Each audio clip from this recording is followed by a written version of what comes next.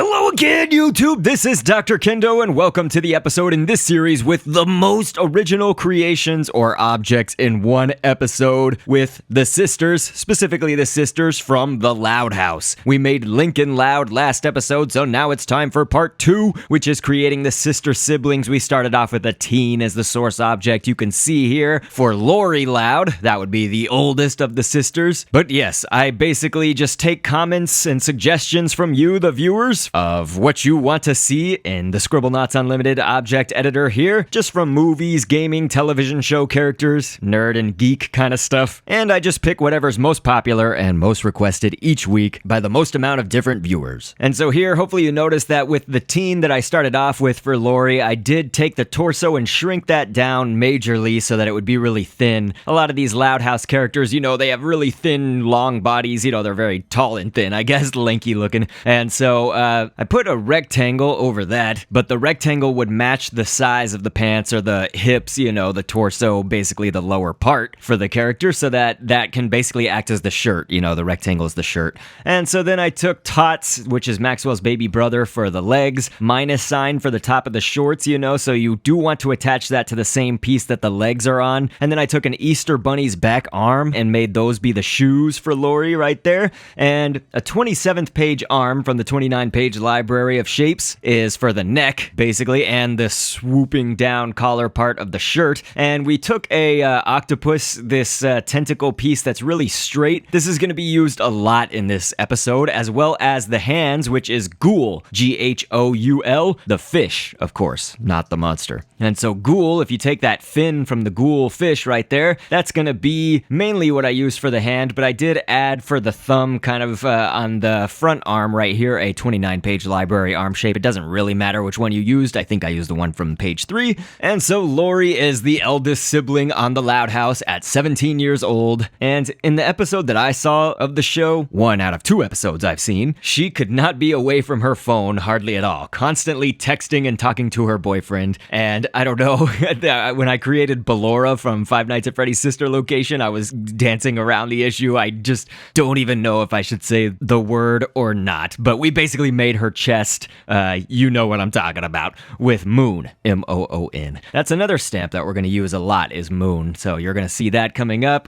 There's a head as the source object for Lori Loud's head. If you ever create the head and the body separately in Scribblenauts Unlimited, you would usually do that because this game does have a stamp limit, so you're limited basically how many pieces you can put down on the creator right now to create your object overall. So for instance, these angel wings that I'm using for the hair and the torso of an alien, which is what I've used for the main part of the head and the face and all that, those are all a stamp piece. You know, each one of them is one stamp piece, and you do have a limit. So one kind of way around that is to basically make the head and the body separately, and then give the head object to the body object when you start playing the game with your created characters. So you can see that I'm also putting down a lot more angel wings, and then just a regular wing for the hair that's to our right, but on the bottom right, Lori's left. A ghoul fin, you saw that above the sweet roll, which is for her ear. Sweet roll is the ear. And then 29-page library arm shapes, once again from the 27th page. I did 2 of those kind of in the middle for her bangs, in addition to the angel wings right there. A golf ball is actually going to be combined with a jellyfish upper tentacle piece, shrunk real small. That all creates the string and the earring itself, basically her earring. Not string, but you know. Hemispheres are for the eyes. Both eyes have 2 hemispheres, one for kind of the top eyelids and then the white of the eyes down below that. And then a P, P-E-A, is going to be for the pupil within her eye. 29-page library arm shapes, we're going to be saying this a whole lot, so 29-page library arm shapes are also something that we're using a bunch. And the reason is because, you know, for any of these stamps that seem to be repeating over and over again, is that they are very useful stamps for mainly head or body objects, depending on where they're being used, you know. Hopefully that makes sense.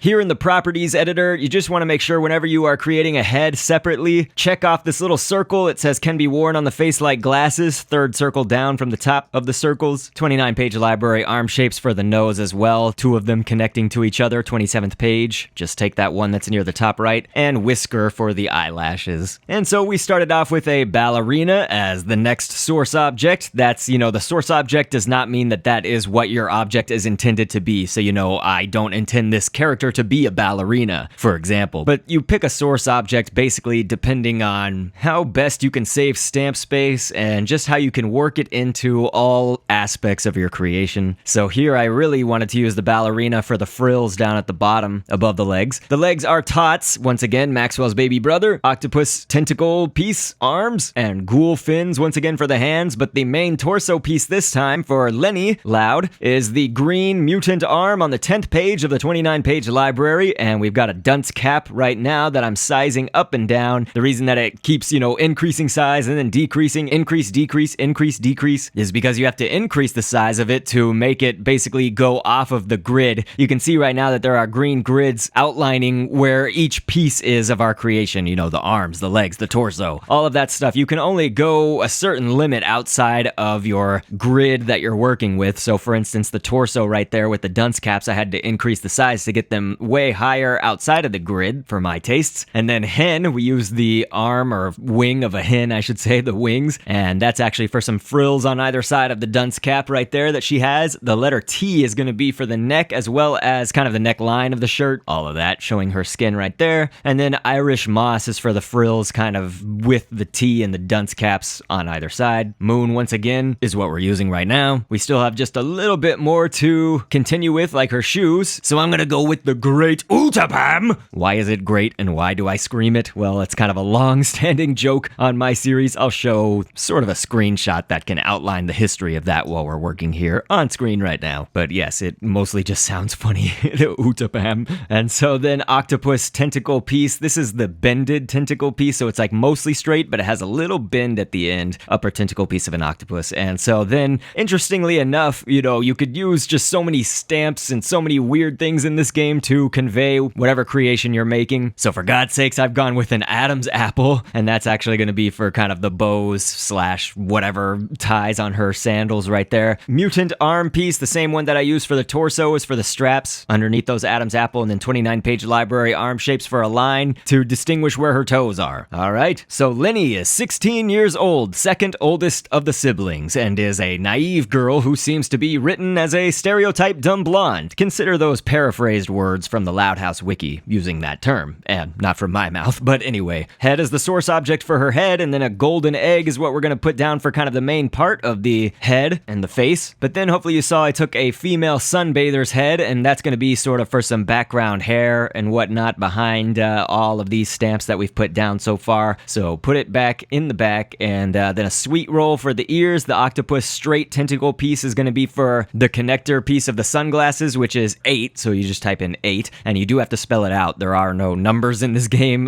with your keypad or whatever, if you're on Wii U at least. An oval is going to be for the eyes. We painted it white, of course. This is for the white part of the eyes, I should say. And then there was also ovals within the sunglasses. I did use one of the textures or color pattern library colors and then painted over that black so that it sort of looked kind of shiny. I used the metallic color texture pattern library color from the 3rd page. And then a ghoul fin, once again, is not only behind the sweet roll ear, but it's also there behind the 8 sunglasses and within the 2 ovals, so it sort of goes in between those. Whisker for some eyelashes, and we actually used a moon this time to be her earring. She's got this crazy big moon-shaped earring right there. It actually fits really well, I think. 27th page, 29-page library. Arm shapes are going to be for the nose once again, like we did with Lori. And then grills, that's Grillz.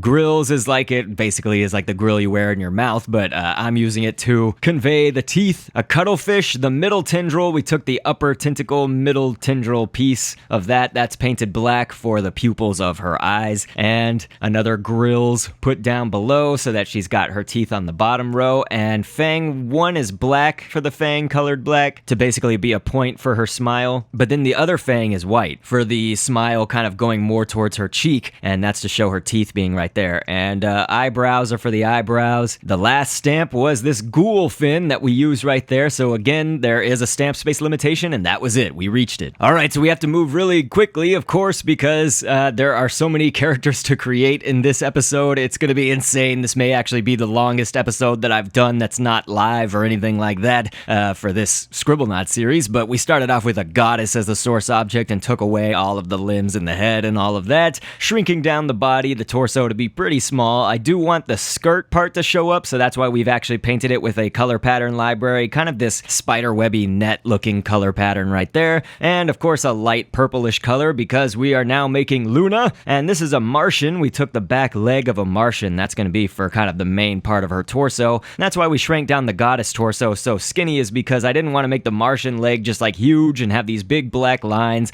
all around it, and basically make the proportions as best as we could matching up. So a glow stick with the checker pattern that's in the texture or color pattern library. That's kind of for the top belt, and then she has another strap or belt going down, which is an octopus tentacle that also has the checker pattern, a skull on the t-shirt, a ghoul, the fin not only for the hands with that octopus tentacle piece, that same straight one for the arms, but the ghoul fin is also with the letter I on top of it for the neck and kind of the neckline for the shirt, triangle for the sleeves, Utapam shoes, and then a rectangle for the boots, the main part there, and the letter I was for the legs, so the rectangle went over the letter I for those shoes. And Luna is 15 years old. She's the third oldest sibling and is an awesome rocker girl, which you can even really see in the way that she dresses and just by her appearance and everything. So we are sort of doing some light scripting in this episode. The goddess, actually, you do need to do some extra scripting here to make the character actually be more human, because the goddess in this game has a ton of life, is like immune to fire and lots of other things. So you kind of want to go through that scripting and get rid of some of those properties. If you want to make it, I guess, somewhat accurately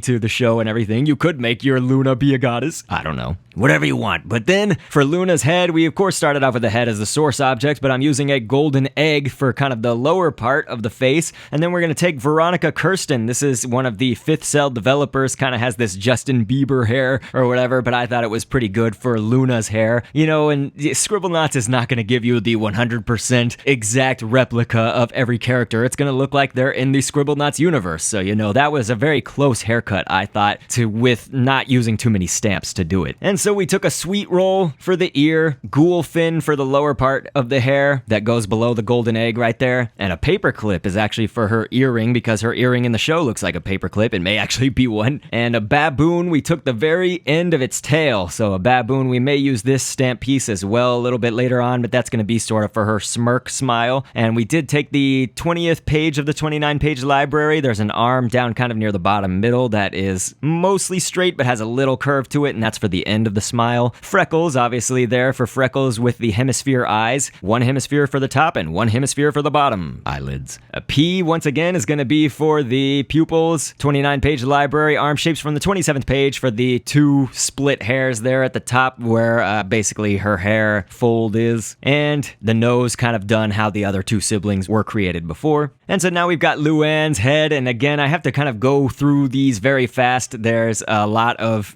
characters, so I'm just trying to please all by going as much in depth as I can, but also going quickly because, trust me, longer videos actually do not perform as well on this channel and with this community. So I try to be concise, to the point, but also as thorough as I can be. So type in head for the source object. I see what you did there is the name of the female head that has the ponytail there in the back, and then we're going to type in John Katz. That's Jon, and then Katz with a K and a Z on the end. That is a male head, but we are putting it all behind all the other stamps and stuff like that, except for the I see what you did there. That needs to be in the very back. The John Katz head is basically just for some hair there, but it is wedged in between the I see what you did there stamp head because with a cotton, so a piece of cotton is basically going to be like the scrunchie there that's making her ponytail, and paint that yellow. And then there is on the first page of the 29-page library, there's this sort of curly Q. It looks like a little pigtail or something. That right here is going to be for the curl of her hair on the end of that ponytail. Whisker for the eyelashes, golden egg for the white parts of the eyes, and then we've also got the sweet roll once again for the ears, and there's going to be a road hump. The road hump is actually going to be turned upside down and basically painted white, and that's going to be for her teeth. And then there's jellyfish upper tentacle pieces. That's going to be for some lines there. Just take it literally, again, it's the line in between her teeth, and then the squid, do the same kind of thing with the upper tentacle piece, but turn it kind of diagonally horizontal, and that will be for the line for the braces right there. And then a tear painted all black. That's for the bottom of her mouth, her mouth being kind of open and slightly in a smile. That's the tear right there. It's just painted black and rotated a little bit. And a toothpick is going to be for the tongue kind of peeking out right here. And you can see how I sort of shaped it down and diagonal again. 29-page library. Arm shapes are going to be for the eyebrows. And a whisker, you could tell, is there with John Katz, where that hairline is and kind of where the widow's peak is. That was another reason we picked John Katz for the head and the hair right there. But a whisker, kind of increase the size pretty big, is for those long, thin hairs that are pointing out forward. And then you can use almost anything for the two braces pieces. You know, it could be minus sign. You could go with 29-page library arm shapes or the middle neck piece of a crane, C-R-A-N-E. And so here we've got Luan Loud's torso. You can really start off with most characters as a source object. I believe I started off with a teen once again. And then I've taken this shape that's called a trapezium. So if you're in Unmasked, you can type in trapezium. It starts off pink, but I colored it yellow with that netting pattern once again for her skirt. And we've got the same octopus tentacle piece once again for the arms, and the ghoul fin once again for the hands. Chalk, the writing chalk, is what we've used for the upper torso parts, you know, her shirt and whatnot. And then a boutonniere is that flower right there that's kind of on her chest, pinned. And so that same writing chalk piece is also going to be for her legs, the skin part of the legs that's showing. But then we're going to go with a tube, and the tube is actually I'm going to paint it with sort of this zebra pattern just to save some stamp space and things like that, because we're not going to have enough for everything we want to put on. But it's basically supposed to be kind of vertical up and down lines. I'm painted yellow, and so that tube is going to be like for her socks right there, and Utapam once again is going to be for the shoes. I moved the boutonniere down to be the flower that is on the shoes. And so we'll read for Luan. She's 14 years old and is constantly making puns, so she is the comedian of the bunch, and I think that she is absolutely hilarious, at least in the little bit that I've seen of the show. But you can even see, you know, clips on YouTube of like all of her puns up until now and things like that, so it's pretty awesome. Here you want to turn on the green grids, and you can kind of see that I'm moving around the head grid shape. It can't really go up any higher than it is right now. You know, I wanted to move it all the way up, so what I did was instead increase the size of the head grid, so that then when I give the head object to our body object right there, you could see that it was mostly in the right spot. And so just keep on increasing its size since you can't move it up anymore any higher, and that should do it for you. And so a basketball player is a pretty appropriate source object, I'd say, for our next character, which is Lynn. We're getting close to being halfway there, guys. We're pretty much there. Anyway, I'm going to remove all the limbs once again, and the head and all that, of course, and we're going to go with chalk and make the chalk basically as wide as the torso that you're shrinking right here. So kind of, again, find an easy balance between the torso shrinking and then the chalk widening up. And so the letter I is going to be for the sleeves of her shirt, and it's also going to be for the number 1 on her shirt as well. And then those octopus tentacles that I've been using for the arms and all that, still going to be the arms as well as the legs for this character, and the ghoul fin once again for the hands. And I'm going to go with tube again. I liked how that looked on our previous character, so I'm going to go with a tube to be the socks right here for Lynn, and we'll put it on both sides, of course. So then let's see, I'm going to type in Utapam to be for Lynn's shoes. We're going to paint that all black. Here we go, and then move it down, shrink it a little bit, and of course move it in the right position. There we go. And chalk I'm going to use to be sort of for the flap. That's it's like the laces, I guess, for the shoe. You could also put it as the flap coming up from the shoe, but I'm not sure that we're going to have enough stamp space. So I'm on the 20th page of the 29-page library. I grabbed that arm piece once again that we've kind of been using a little bit in this episode for several things. Bottom middle arm, chalk for the stripes, and the stamp limit was reached right there. We can't have 3 stripes on the foot farthest away from us, but that's okay. It's mostly covered up, so we'll just kind of have 2 stripes, 2 chalk stripes on that foot instead. So yes, the stamp limit was reached, and Lynn is of course the athletic 13-year-old loud house sibling, and she's super energetic and loves sports, so that's why I thought the basketball player is the source object. Again, your source object doesn't have to be what you intend your character to be. You know, it could be an alien, even though your character could be human. I just thought it was cool because Lynn is the athletic one. Speaking of alien, though, we did use the alien torso, once again, the body shape, to be kind of the main part of the head, with the head as the source object right here, and we've taken angel wings for the hair like we did when we were creating Lori, and then I've got the sweet roll yet again for the ear. That's what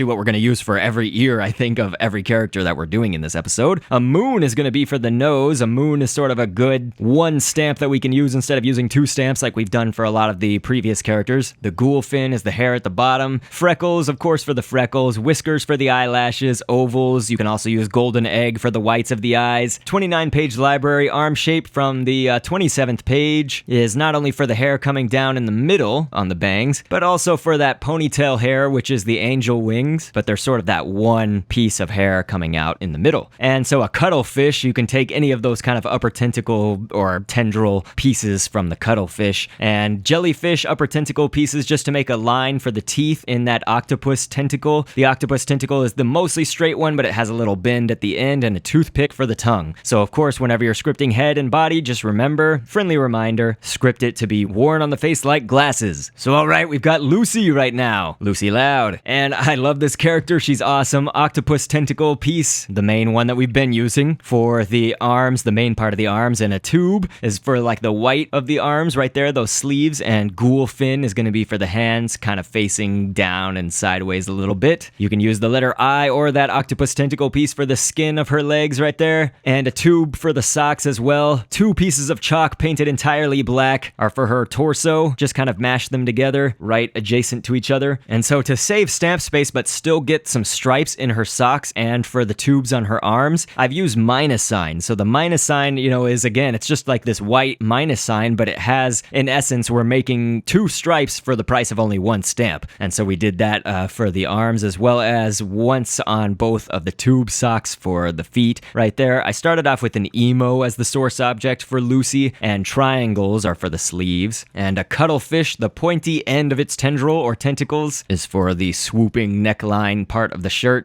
showing her undershirt. And so, as I said, Lucy's one of my favorite. She is the 5th youngest sibling in the family, 7th oldest, at 8 years old. She's a gloomy and cynical, mysterious goth girl, and really probably my number 1 favorite of the siblings because of the jokes that the show uses around her. So a head is the source object for Lucy's head, and we've taken an oval to be kind of the main skin part, and of course her skin tone is lighter than all of the other ones, so make note of that, I guess. And a road hump as well as a tube is going to be kind of for the main black of her hair there above the oval skin parts. Ghoul fins are going to be for the hair coming down underneath, basically above her nose, which is a moon, and underneath that tube. And so don't paint those all the way black if you want to kind of have the same shading that I do, but you can really do it how you want. It's just you might lose a lot of the detail if you paint them the pitch black, night black, the Lucy Loud black, in essence. And octopus tentacle pieces are going to be kind of for the drooping down hair all around with those sweet roll ears once again. 29-page library arm shapes, there's 2 of them from the 20th page, bottom middle. Ghoul fin is going to be for some more hair kind of down behind the oval, the hair that's in the back, with another 20th page arm shape from the 29-page library to be the neck, but that's actually the straight arm in the kind of top right, so make note that it is a little bit different. Now, Scribblenauts Unlimited does have a thing, you can see our Lincoln Loud from last episode, but then all the sisters that we've done so far, each one is a separate head and body piece, and so in essence, there's even limitations when you're here on a level, like we're at Inkwell High, that's one of the levels in this game, and so every level kind of has a limit to how many just things you can spawn to be on the level at once that you've custom done, so any more characters that I put onto this level are gonna make some of them disappear, some of the ones that I've done already. So unfortunately, that's why I showed you kind of a line of them, and then you'll see a line of all the characters that we're creating after this. Like this one, which is a plumber as the source object, it's gonna be for Lana, removing all of the limbs in the head and all of that. Once again, 27th page arm shape from the 29-page library. A glow stick is gonna be for the main part of the arms this time, because a lot of these characters have really skinny arms and stuff, but I noticed just like with Lana and Lola, they have really thin arms, and so I'm gonna kind of reach out a little bit here and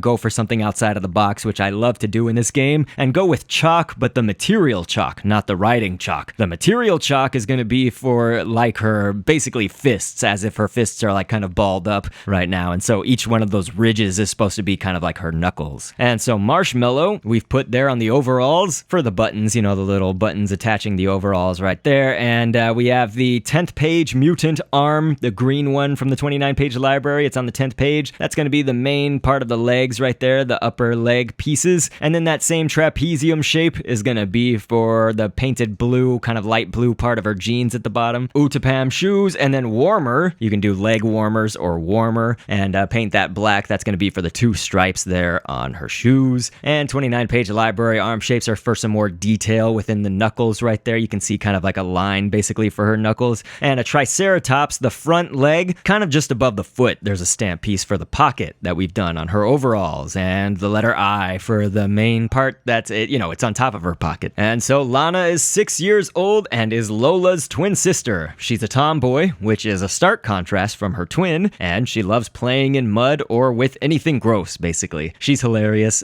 We've got a kidney bean to be the hat with a circle kind of over the head source object right here. A baboon back tail piece, the farthest back tail piece, that's going to be for the rim of the hat right there. She wears it backwards, or sideways, I should say. And ghoul fin is going to be for all these pieces of hair that are basically everywhere that you see right here. And we went with a dot to be sort of for the dot that's within the middle of her hat. A mango spear painted black is for the main part of her smile, and we went with marshmallow several times for the top teeth there in her smile. And I'm just going to have her tongue be on the bottom row. That was a yarmulke, a rectangle for the little piece of her hair showing from the hat here in the front, kind of near her forehead. Sweet roll ear, once again. A moon nose, golden egg painted white for the eyes, cuttlefish upper tendril piece for the black of the eyes, and whiskers to be the eyelashes. Scripting reminder, can be worn on the face like glasses. You guys know the drill. A girl is the source object for the next character, which is going to be Lola. We took the trapezium shape again. It's going to be covered by a tutu right here, so you can see that, that trapezium is sort of off balance, but then when we cover it up with the tutu, then it looks right. Although it may seem like at the top now it's kind of off balance and not straight. But I'll be covering that up as well with golf ball. We're going to do golf ball several times for the necklace pearls right there, because she is like a princess girly girl with this necklace, and the head is also going to be kind of down there really close to those golf balls, so it'll kind of cover up that any sort of irregularities here with the design. A headband is going to be for sort of that stripe or sash or line basically right there below the golf balls. Octopus arm, ghoul fin hands, and tube is going to be for sort of the upper part on her forearms, of the gloves, so just up above those ghoul fin hands. And Lola is obviously also 6 years old like Lana because they're twins, but unlike Lana, she's a bit of a princess and enjoys anything that's really girly. But like Lana, she's missing her front teeth, so we actually are going to show you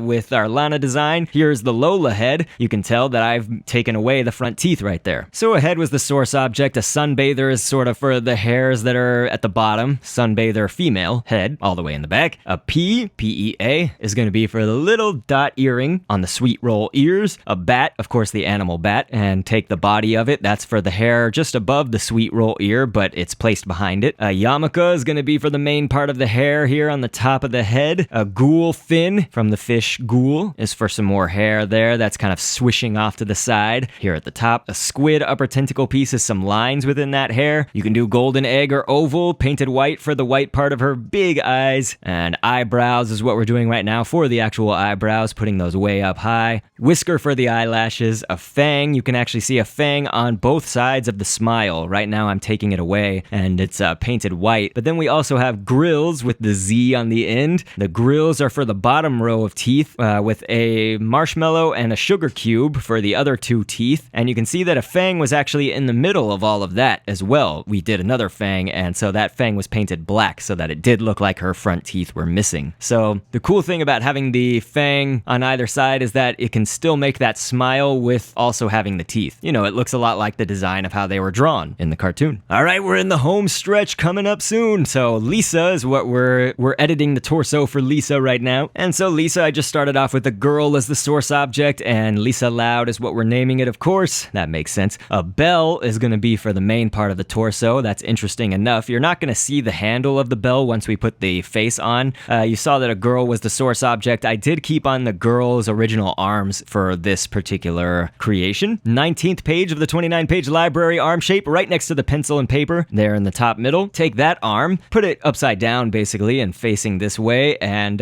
color that for the pants right there. And I like it because it has sort of a bend on the end. Right here is a 29-page library arm shape from the 20th page, the one we've been using a lot for the creases down for her pants basically going over her shoes. And her shoes are loafer. If you just type in loafer, you'll get it. And 22nd page arm shape from the 29-page library of shapes is going to be for sort of that collar right there on her sweater. And so Lisa cracks me up because even at age 4, she's a child prodigy who has already graduated from college and even has a PhD as well as a Nobel Prize. Her stoic frown and lateral lisp with her sophisticated manner of speech and vocabulary are all reasons why she's tied with Leni for my second favorite sibling after Lucy. Head as the source object. Once again, it's every time. And you're not limited to just using the head as the source object. I mean, you could go with the circle, and that might have actually saved stamp space, but I don't think that we need to save it for this particular design. But I'm just kind of thinking in hindsight, but I'm too far already. I'll just stick with this and see. Ghoul fins for the hair, though. This is all going to be Lisa's head. It's going to be a lot of adjustments here. Putting on things in order is a little bit tough because you do want to think what's in front, what's in back, and kind of just do things accordingly to where you think that they're placed on the character. And there's just going to be a lot of adjustments kind of at the end when you have all of the stamps on, but maybe not in the right places. First page of the 29-page library of shapes has a dog's tail. That's what we're doing right now, as well as at the top of her head. The dog tail is sort of for this hair that has some like ridges in it, some frizzy, shaggy stuff. Sweet roll ear, chalk for the handle of the glasses right there beneath this sweet roll, or behind. Just regular hair, H-A-I-R, for the hair that's down on the to our right, to Lisa's left at the bottom. And circles painted black twice. That's going to be for the frames of the glasses. And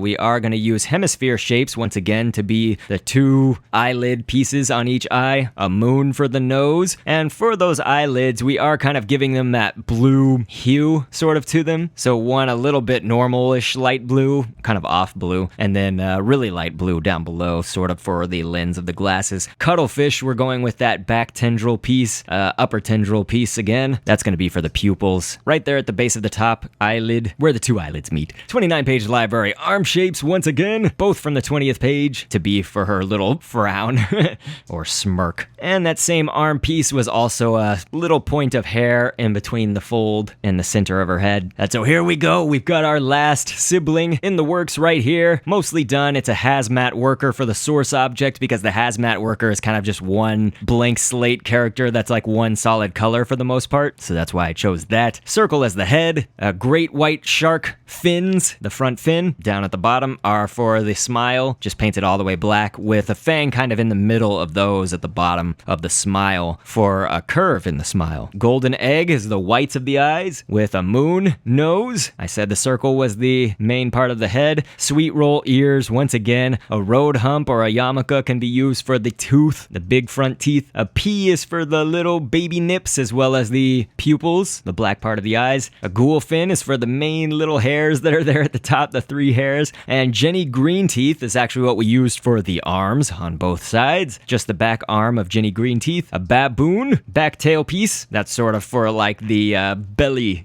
right there. Just above the neck brace, which is what we've used for the diaper. Mora, M-O-R-A, is what I've used for the legs. The back leg of Mora is for both legs of our Lily. That's the creation that we're working on right now, with a road hump as the tongue, painted sort of a dull red color. And this pretty much exceeds the stamp space right there, but luckily with this character, I was able to just sort of have one object instead of two different ones, a head and a body separate. No, it's all one object. And so Lily is 15 months old, and although she's only just learning to speak, she seems to be pretty aware of her surroundings and the antics of her siblings in the Loud House. And so I'm doing a few more adjustments here because the hazmat worker isn't really going to be like an infant or anything like that, so I do want characters to react to it like a baby and all of that. Let me name it Lily Loud, actually, because I've been naming all of them with Loud at the end of their names, and so I'll just do a few minor adjustments here. We want to make the body kind of smaller than the head. She's got a giant head. So as I was saying before, you can't have all of the siblings, unfortunately, on the level all at one time, so I'll have to do like a screenshot to show you all of them all at once, kind of at the end of this video. But thank you guys so much for sticking with it. Again, pretty lengthy video here, so if you hung in there all the way to the end, I appreciate that. And because I am out of town at the time of this uploading, I did a scheduled upload. I won't be doing the usual Monday live stream on July 18th. This is 2016. I know that there will be people that view this in the future, so I'm only referring to July 18th, 2016. We won't be having the Monday live stream because I will be driving back home at the time that I normally am streaming. But for all those who don't know, you can follow me on twitch.tv/drkendo. That's twitch.tv/dr.kendo, because I do have regular Monday live streams there on any other days that are not like this, where I'm out. But yes, thank you again. I love you guys so much, and I'm really happy with how these turned out. I think that these were just so cool. I say what you will about Loud House. Some of you love it, some of you hate it, but these characters sisters were really fun to create, and I think they turned out really good. I am aware that Lola has a tiara in the show, so